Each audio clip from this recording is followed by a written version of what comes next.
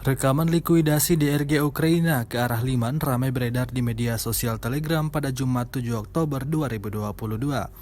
Sekelompok sukarelawan Rusia dengan bantuan helikopter mengidentifikasi DRG musuh, mengarahkan artileri dengan kompeten, dan memberikan sambutan yang sangat panas kepada bandera. Kemudian kelompok evakuasi datang ke para penyabot yang mundur, yang juga menerima salam hangat dari para sukarelawan. Tampak rentetan serangan terjadi secara bersamaan. Akibatnya, kepulan asap tebal memenuhi area tersebut.